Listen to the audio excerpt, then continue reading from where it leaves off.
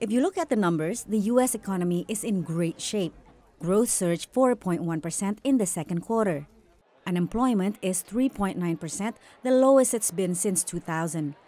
The private sector has been adding jobs for 101 straight months, 19.5 million jobs since the Great Recession, and consumer confidence is near an 18-year high.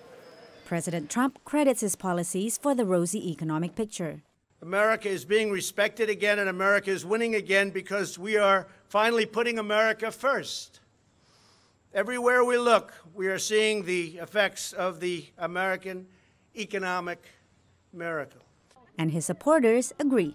His economic policies have been great. I mean, our economy is just doing awesome. I think the deregulation of all the regulations, I think, has been fantastic. But not everyone thinks the president is doing a good job. Out of 100%, I give him 30%. But he has a lot of issues to work on. And he has a tough job like every other president, but he needs to work a lot harder.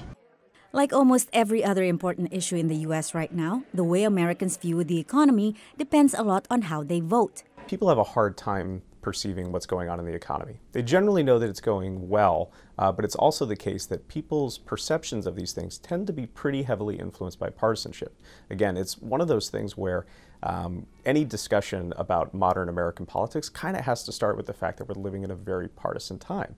And so even people's perceptions of the economy, whether we're doing better or worse, whether they themselves are doing better or worse, is heavily influenced by the party of the president and people's own partisanship. Robert Griffin and scholars in the Democracy Fund Voter Study Group found this to be true based on their survey of 8,000 Americans, adding to a growing body of research that shows partisanship affects people's view of everything, including towards something that should be quantifiable like the economy.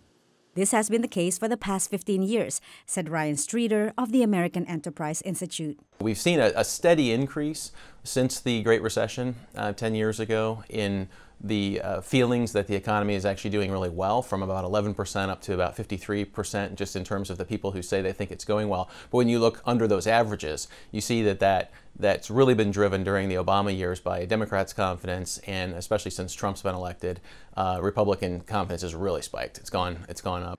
Beyond partisanship, where you are on the pay scale also impacts your view. Despite the strong labor market, government data shows that American wages remain flat, with the biggest gains flowing to the highest income earners. Patsy, Widakuswara, VOA News at the White House.